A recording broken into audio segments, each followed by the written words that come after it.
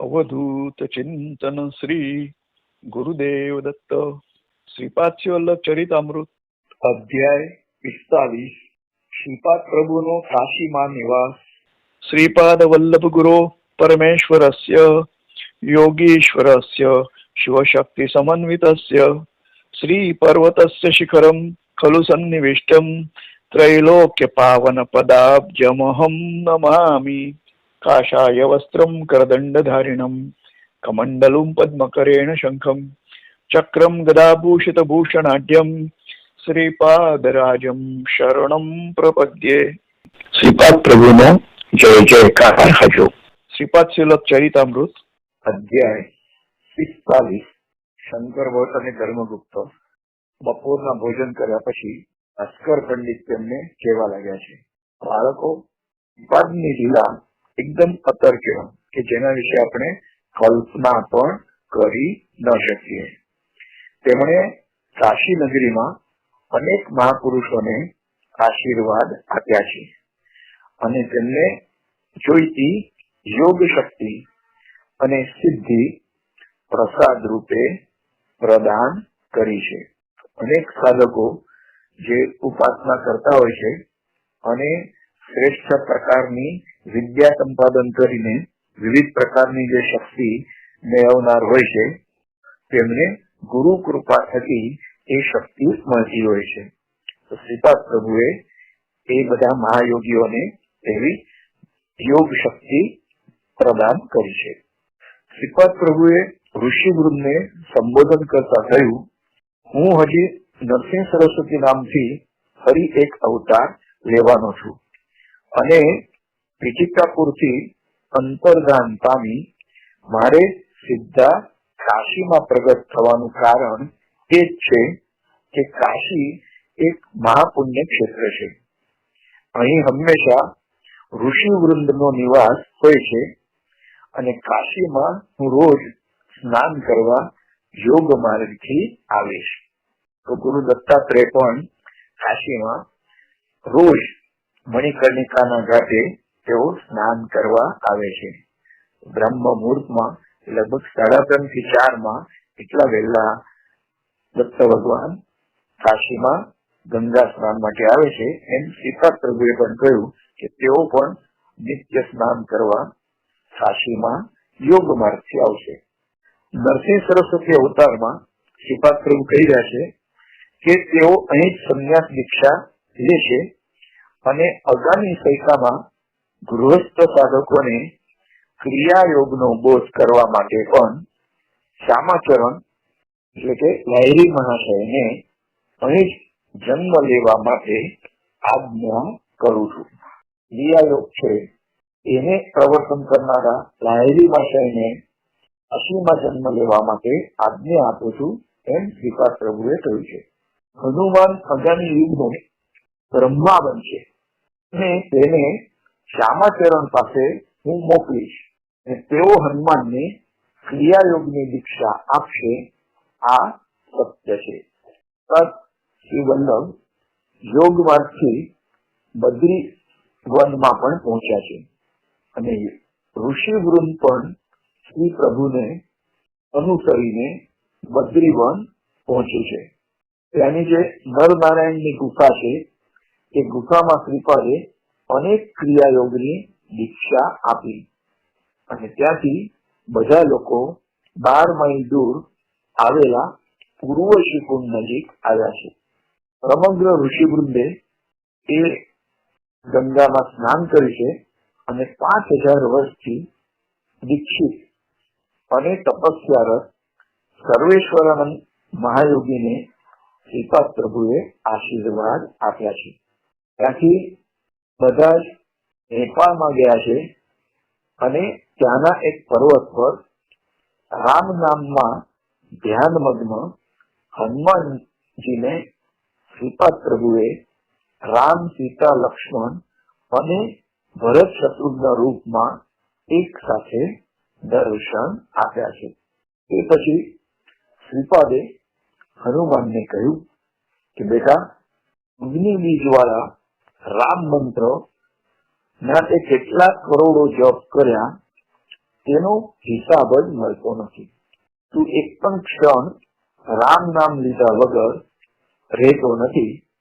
એ તારા રામ નામ જપની સંખ્યા લખતા ચિત્રગુપ્તો પણ ચકિત થાય છે. જે આપણે શ્વાસે શ્વાસે નામસ્મરણ કરવાનું છે, એ આપણે નામસ્મરણ કરીએ.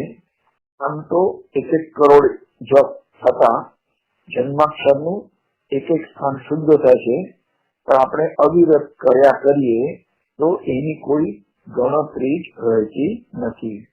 અને માનીએ તો જેટલા રામ નામના જપ કર્યા એ લખવા પણ ચિત્રગુપ્તને તકલીફ પડે છે. મહાશૂન્ય અને મહા અનંત કાળમાં પણ તારા થકી કરોડોની સંખ્યામાં રામ નામ જપ હજુ પણ ચાલુ જ રહેશે.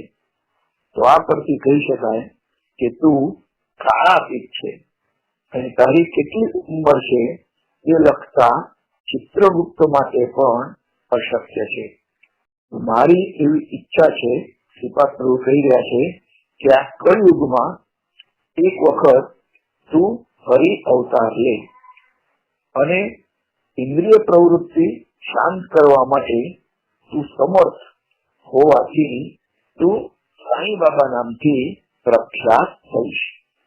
રામ બીજ મહિમા, તો જે રમ બીજ છે એ અગ્નિ બીજ કહેવાય છે, અને અગ્નિ બીજ હોવાથી એ કર્મફળોનો નાશ કરે છે અને ઇતર બધા દૂષણોનો પણ નાશ કરે છે.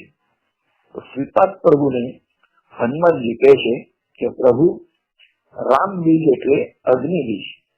મને અગ્નિ સિદ્ધિ પ્રાપ્ત થઈ એ પણ સત્ય છે. તો અગ્નિ પરીક્ષામાંથી સફળ થયો તે વાત પણ સત્ય છે. અને દેહ બુદ્ધિથી હું તમારો દાસ છું, જીવ બુદ્ધિથી હું તમારો અંશ છું, અને આત્મબુદ્ધિથી તમે અને હું એક જ છીએ. તો પછી મારે કયા સ્વરૂપે અવતરવાનું છે તે મને કૃપા કરીને જણાવો. શ્રીપાદે મંદ સ્મિત કરતા કહ્યું કે તું શિવાંશ સંભવ હોવા છતાં રામ ભક્ત થયો, અને અરબી ભાષામાં અલ એટલે શક્તિ અને અ એટલે શાક્ત, આથી અલ્લાહ એટલે શક્તિધારી, અને તે શિવ શક્તિનું સંયુક્ત રૂપ. તો અત્યાર સુધી તે જાનકી વલ્લભ રૂપમાં મારી આરાધના કરી. હવે મ્લેચ્છ જાતિને માન્ય અને યોગ્ય એવા અલ્લાહ પ્રભુનું સ્મરણ કરી શિવ શક્તિ રૂપ રહેલા મારી તું આરાધના કર. તો હનુમાને કહ્યું કે ત્રેતા યુગમાં ભારદ્વાજ ઋષિએ જે સાવિત્રુકાશક યજ્ઞ કર્યો હતો તેની મને જાણ છે, અને તે સમયે આપેલા વચન અનુસાર તમે ભારદ્વાજ કુળમાં અવતરિત થયા છો એની પણ મને જાણ છે. કોઈ પણ પરિસ્થિતિમાં હું તમારાથી જુદો થવા ઈચ્છતો નથી, અને તમારું ગોત્ર તે જ મારું પણ ગોત્ર હોવું જોઈએ. હું તમારું જ બાળક છું ને. શ્રીપાદ પ્રભુ અને હનુમાનજી વચ્ચેનો સંવાદ. શ્રીપાદે એવા વક્તા હનુમાનને કહ્યું કે બેટા, તારો દેહ ભારદ્વાજ કુળમાં રહે. હનુમાને કહ્યું કે અલ્લાહ માલિક એટલે અલ્લાહ એ જ માલિક, યજમાન એમ જ ને. તો શ્રીપાદે હનુમાનને આલિંગન આપ્યું અને કહ્યું કે હનુમાન, તું દેહ બુદ્ધિનો ત્યાગ કર, તું મારો જ અંશ છે. અરે હનુમાને જવાબમાં કહ્યું કે પ્રભુ, હું તમારો અંશ છું તે માન્ય કરું છું, પરંતુ અવતારને ભૂમિ પર તેમનું કાર્ય સમાપ્ત થયા પછી મૂળ તત્વમાં લય પામવા. તો આ રીતે અંશાવતારની એવી બીજી કોઈ ઓળખાણ કે મહત્તા હોતી નથી. આથી હું ધારણ કરનાર અવતાર મૂળ તત્વમાં લય પામે, એમ છતાં તમારી આદિમૂળ તત્વની શક્તિ સંપત્તિ મને મળતી રહે એવી અભ્યર્થના છે. શ્રીપાદે જવાબમાં કહ્યું કે બેટા હનુમાન, તું ખૂબ જ બુદ્ધિશાળી છે અને જે શક્તિ મારામાં છે તે તારામાં પણ સ્થિત રહેશે. હું નરસિંહ સરસ્વતી રૂપે શ્રી શૈલ નજીક કદલી વનમાં ગુપ્તપણે 300 વર્ષ યોગ સમાધિમાં રહીશ અને તે પછી પ્રજ્ઞાપુરીમાં એટલે કે હાલનું અક્કલકોટ સ્વામી સમર્થ નામથી પ્રખ્યાત થઈશ. તે શરીર છોડતા સમયે તારામાં સાઈ રૂપે અવતરીશ અને હું જ તારા રૂપે અવતર્યો તે સ્પષ્ટપણે પ્રગટ પણ કરીશ. તું મારા સમર્થ સદગુરુ અવતારથી પ્રખ્યાત થઈશ. હનુમાને કહ્યું કે પ્રભુ, દેહ બુદ્ધિથી હું તમારો સેવક હોવાથી અલ્લાહ માલિક એમ બોલતા બોલતા જ સંચાર કરીશ. જીવ આત્મબુદ્ધિથી તમારો અંશ હોવાથી ગુરુ સ્વરૂપે સંચાર કરીશ અને અસંખ્ય લોકોને હું જ્ઞાનનો ઉપદેશ કરીશ.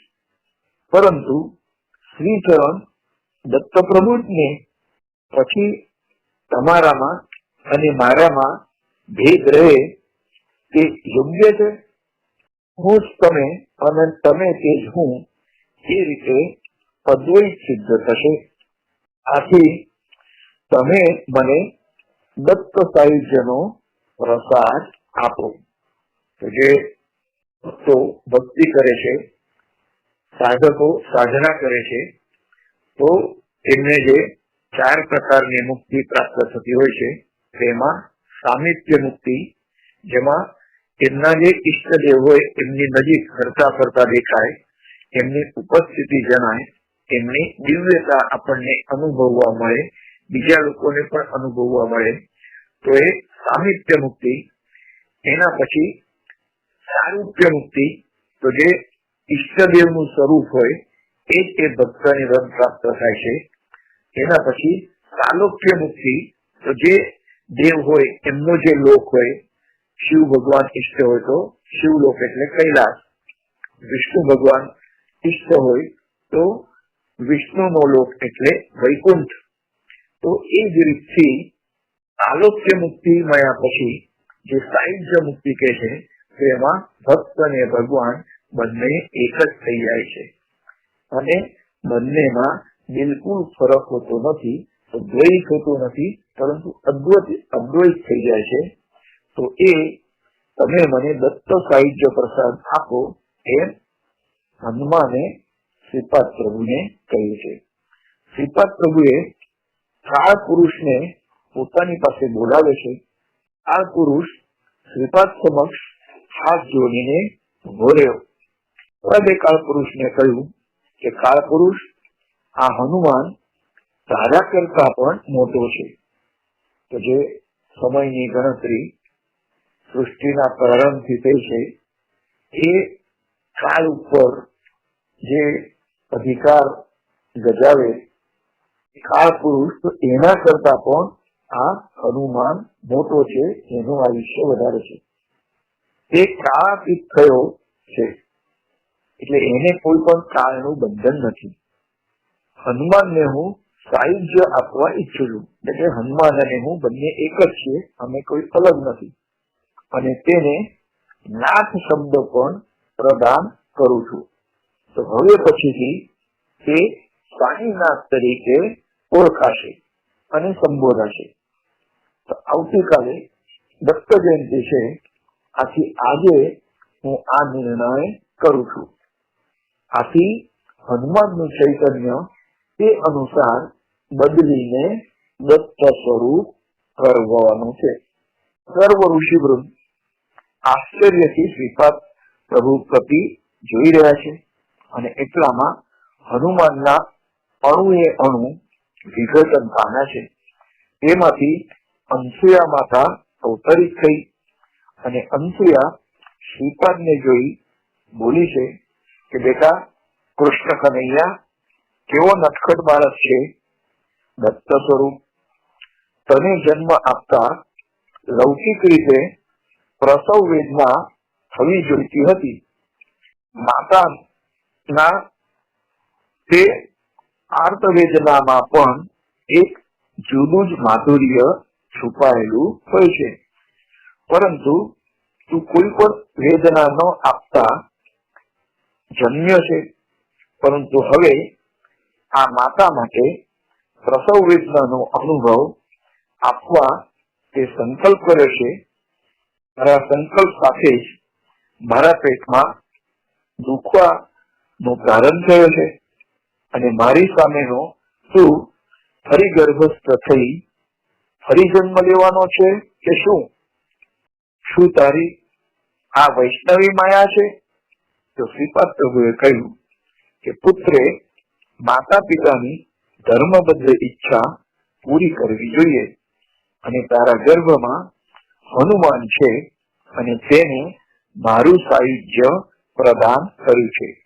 ટૂંકમાં કહું તો હું જ તારા ગર્ભથી ફરી જન્મ લઉં છું. આ સમય પછી અનસુયા માતાની વેદના વધી અને અનસુયા માતાએ સુંદર 3 મસ્તક વાળા દત્તને જન્મ આપ્યો છે. થોડાક સમય પછી તે દત્ત મૂર્તિ અંતર્ધાન થઈ અને માતાના ખોળામાં એક નાનકડું શિશુ દેખાયું છે. તો તે નવજાત શિશુને સાક્ષાત અનસુયા માતાએ સ્તનપાન કરાવ્યું અને આ દ્રશ્ય થોડા સમયમાં અદૃશ્ય થયું છે. તો સામે હનુમાનનું સ્વરૂપ દેખાયું.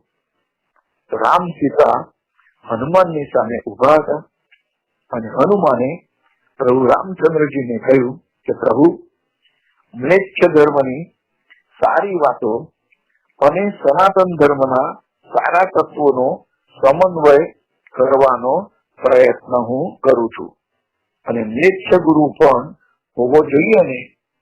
આમ પૂછતા રૂપ સુબાની નામનો મહાજ્ઞાની મારામાં લીન છે અને તેને વારિશ અલીશા નામથી અવતરવા માટે કહીશ.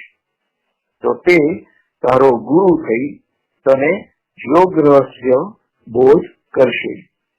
ક્રિયા યોગનો શ્યામાચરણ નામનો ગુરુ તને બોધ કરશે અને તને હજુ કઈ વરદાન જોઈતું હોય તો તેમની પાસેથી તું માગી શકે છે. આ રીતથી જે સાઈ બાબાનો અવતાર શિરડીમાં થયો તો તે પણ આ શ્રીપાદ પ્રભુ પોતે જ છે એમ તેઓ કહી રહ્યા છે અને તેઓએ હનુમાનજીને કહ્યું કે તારે સાઈનાથ તરીકે અવતાર લેવાનું છે. માણિક પ્રભુનો આવિર્ભાવ અને શ્રીપાદ પ્રભુને જવાબમાં જણાવ્યું છે કે પ્રભુ, તમે પદ્માવતી બેન અભિન્ન છો તેમ કહો છો અને તમારી આરાધના જાણનાર પર વૈષ્ણવી લીલાનો પણ અનુગ્રહ કરો છો. તો શ્રીપાદે જવાબમાં કહ્યું કે મારું નિરંતર સ્મરણ કરી મારા ચૈતન્યમાં મનથી લીન થઈને રહે. તો ગોપાળરાવ નામ ધારણ કરનાર સાક્ષાત મહાવિષ્ણુને તારા ગુરુ તરીકે પ્રસાદ તરીકે આપું છું અને ગોપાળરાવ એ વેંકટેશ્વરનો ભક્ત હોઈ લૌકિક રીતે વેંકટા નામથી ઓળખાશે અને તેના દેહ પછી તેનું ભસ્મ માટલામાં ભરી તે માટલું થોડા દિવસો સુધી જમીનમાં પૂરીને મૂકજે. મારી સૂચના મળશે ત્યારે માટલાને ખોલીને જોજે તો તેમાં વેંકટેશ્વરની મૂર્તિ મળશે અને તે મૂર્તિની પૂજા કરવાથી હું પ્રસન્ન થઈશ. તે પછી હનુમાન જાનકી માતાને કહે છે કે માતાજી, તમે મને વાત્સલ્ય ભાવથી માણેક જડેલો હાર ભેટ આપ્યો હતો, પરંતુ મારી અલ્પબુદ્ધિ પ્રમાણે હું તે માણેક રત્નને ફોડી ફોડીને જોતો હતો કે તેમાં દરેકમાં રામ પ્રભુ છે કે નહીં. તો તે મારા અલ્પબુદ્ધિ વાળા અપરાધ માટે મને તમે ક્ષમા કરો, અને આ મારી તમને પ્રાર્થના છે. ત્યારે શ્રીપાદ પ્રભુ બોલ્યા કે દેવના સાનિધ્યમાં કારણ વગર કોઈ પણ કાર્ય થતું નથી. તો તે માણેકનો હાર મેં સાચવી રાખ્યો છે, અને તે હાર દત્ત સ્વરૂપ જ હતો, અને તેમાં સંદેહ શા માટે રાખવો? મારી આત્મજ્યોતિને લીધે તે હાર પ્રાણમય ચૈતન્યમય થયો છે, અને તે માણિક હાર જ ગુરુ સ્વરૂપમાં ચમકે છે. તે ગુરુ સ્વરૂપ એટલે માણિક પ્રભુ તરીકે તેઓ પ્રખ્યાત થશે, અને ગુલબર્ગા નજીક એ જે માણેકનગર નામનું નગર આવ્યું છે, તો ત્યાં તેઓ નિવાસ કરીને અનેક પ્રકારની દિવ્ય લીલાઓ કરશે. બાળકો, શ્રીપાદ બદ્રી ક્ષેત્રમાં નારાયણ સ્વરૂપ છે, અને નર નામના મહર્ષિ પુનઃ ભૂલોકમાં અવતરશે. તો કયા નામથી, કયા રૂપથી અવતરશે તે તો શ્રીપાદ પ્રભુને જ ખબર છે. શ્રીપાદ પ્રભુનો દ્રોણગીરી પર્વત પર શંબલગીરી ગામમાં નિવાસ. એક વખત પીઠિકાપુરમાં શ્રીપાદના મામા વેંકટાવધાની વિદ્યાર્થીઓને વેદ શીખવતા હતા, અને નજીકમાં એક નાળિયેરનું વૃક્ષ હતું.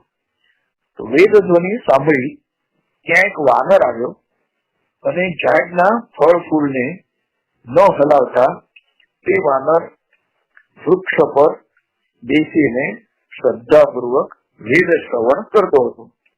તે સમયે શ્રીપાદે મામાને પ્રશ્ન કર્યો કે મામા, ઈશ્વરના અવતાર હોય છે તેમ શ્રીફળના વૃક્ષના પણ અવતાર હોય છે ખરા? તો વેંકટાવધાની મામાએ કહ્યું કે કનૈયા, આ કેવો પ્રશ્ન છે? પ્રશ્નનો કોઈ અર્થ પણ હોવો જોઈએ. ત્યારે શ્રીપાદે કહ્યું કે મામા, એમ નથી. વૃક્ષને ફળ લાગે છે, અને ફળના બીજમાંથી ફરી વૃક્ષ તૈયાર થાય છે. તો આ પ્રક્રિયા દ્વારા વૃક્ષનું બીજમાં રૂપાંતર, અને બીજમાંથી ફરી વૃક્ષનો વિસ્તાર થાય છે. એમ જ ને? તો આટલી વાતચીત થતા જ બાજુના નાળિયેરીના વૃક્ષ પરથી એક મોટું નાળિયેર નીચે પડ્યું છે. તો શ્રીપાદે તે શ્રીફળ એટલે કે નાળિયેર હાથમાં લીધું, અને શ્રીપાદે તે વાનર તરફ જોતા કહ્યું કે તને ખાલી હાથે મોકલવો મને ગમતું નથી, તો મારા હાથથી તને પ્રસાદ આપું છું. જોકે બીજું શ્રીફળ તું માંગીશ નહીં. તો તને આ વાત સ્વીકાર્ય હોય તો જ શ્રીફળ સ્વીકારજે. તો તે વાનરે વાત સ્વીકાર્ય હોવાથી ડોક હલાવી છે, અને શ્રીપાદ પ્રભુએ તે નાળિયેર તે વાનરને આપ્યું છે. વાનરના શરીર પર શ્રીપાદ પ્રભુએ પ્રેમથી હાથ ફેરવ્યો છે, અને વાનર પણ હર્ષ પામી ત્યાંથી નીકળી ગયો છે. તો તે વાનર કોણ હતો? તેને શ્રીફળ શ્રીપાદ પ્રભુએ કેમ આપ્યું, અને બીજું શ્રીફળ તને નહીં મળે એમ શ્રીપાદે શા માટે કહ્યું? નાળિયેર પણ વૃક્ષ પરથી આપોઆપ કેમ નીચે પડ્યું? તો આ બધા ચિત્ર વિચિત્ર લીલાઓ કલ્પનાથી પર છે. તો તેનો કોઈ પણ જવાબ આ ગ્રંથમાં પણ આપેલો નથી. તે પછી શ્રીપાદ પ્રભુ દ્રોણગીરીના સંજીવની પર્વત પર ગયા, અને થોડા દિવસો સુધી તેઓએ ત્યાંના ઋષિવૃંદ સાથે આનંદથી વિતાવીને ત્યાંના મહાયોગીઓને અનુગ્રહ રૂપે શું આપ્યું તે તો ઈશ્વર જ જાણે. તો પ્રાંતમાં ઈશ્વરનો ભવિષ્યનો અવતાર કલ્કી જન્મવાનો છે. તે પ્રાંતમાં જવું કે દર્શન કરવું એ લગભગ અશક્ય છે. તો હિમાલયમાં હજારો વર્ષથી તપસ્યારત મહાપુરુષો ત્યાં નિવાસ કરે છે અને શ્રીપાદે શંબલ ગામના સ્ફટિક પર્વતનું શુદ્ધ જળ પ્રાશન કર્યું છે અને તે શુદ્ધ જળ પીવાથી જે તે વ્યક્તિની ઉંમર ત્યાં જ થંભી જાય છે, ઘડપણ આવતું નથી અને તે જળ પીવાથી શ્રીપાદનું શરીર પણ છેવટ સુધી 16 વર્ષના કિશોર જેવું જ રહેશે. તેમના શરીરમાં ઉંમર વધવા સાથે કોઈ જ ફેરફાર થશે નહીં. તો ભગવાન શ્રી કૃષ્ણનું પણ કહે છે કે શરીર એ 16 વર્ષના કિશોર જેવું જ કાયમ સુધી ટકી રહ્યું હતું. શ્રીપાદનું ગોકર્ણ ક્ષેત્રમાંથી દિવ્ય લોકમાં ગમન. ગામ પછી શ્રીપાદે પ્રવાસ કરી અનેક દિવ્ય સ્થળે સંચાર કરીને ભક્તોને તેમજ મહર્ષિઓને કૃપા પ્રસાદ પ્રદાન કરીને ગોકર્ણ ક્ષેત્ર તેઓ આવી પહોંચ્યા છે. તો ગોકર્ણ મહાબળેશ્વર ક્ષેત્રમાં શ્રીપાદ પ્રભુ 3 વર્ષ સુધી રહ્યા છે અને ગોકર્ણ એ અતિ પુણ્યકારક ક્ષેત્ર છે. ત્યાં શ્રી પ્રભુએ અનેક દિવ્ય લીલાઓ કરી અને દિવ્ય લીલાઓ અગણિત હતી. તેઓ પ્રત્યેક ક્ષણે લીલા વિનોદી હતા. તો ગોકર્ણથી શ્રીપાદ પ્રભુ શ્રીશૈલ પહોંચ્યા છે અને શ્રી બાપ્પાનાચાર્ય શ્રીશૈલમમાં જ એક મોટો યજ્ઞ કરી સૂર્યમંડળમાંથી તેજ મલ્લિકાર્જુન શિવલિંગમાં પ્રવિષ્ટ કરાવ્યું હતું. તો આ શક્તિપાતને લીધે જ શ્રીપાદ શ્રી વલ્લભ પ્રભુનું અવતરણ થયું હતું અને શ્રી શૈલથી શ્રી પ્રભુ યોગ માર્ગે શરીર સાથે મહાગ્નિ ગોલક જેવા સૂર્યમંડળમાં ગયા છે. ત્યાંથી ધ્રુવ નક્ષત્રમાંથી સપ્તર્ષિ નક્ષત્ર અને ત્યાંથી આર્દ્રા નક્ષત્રમાં જઈ શ્રીશૈલમાં 4 મહિના પછી પાછા આવ્યા છે. તો આર્દ્રા નક્ષત્રમાંથી આવેલા મહર્ષિઓને તેમની ઈચ્છાનુસાર દિવ્ય જ્ઞાન સભર એક નૂતન યોગ પ્રણાલીનો પણ બોધ કર્યો છે. તો શ્રી શૈલની પણ કેટલાક સિદ્ધ પુરુષોનો તેમાં સમાવેશ હતો. સિદ્ધ પુરુષોને તેમણે બોધ કરી પાછા આર્દ્રા નક્ષત્રમાં પાછા મોકલાવ્યા છે અને શ્રીપાદના કાર્યક્રમનું વર્ણન કરવું અતિ મુશ્કેલ ભર્યું છે. તેઓ અનેક કોટી બ્રહ્માંડના એકમેવ પ્રભુ છે અને કેટલાક સમય પછી તેઓ કૌરવપુર નામના દિવ્ય સ્થળે પહોંચ્યા છે. તો શ્રીપાદ શ્રી વલ્લભનો જય જયકાર જો.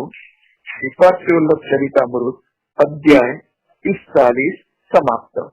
અવધૂત ચિંતન શ્રી ગુરુદેવ દત્ત.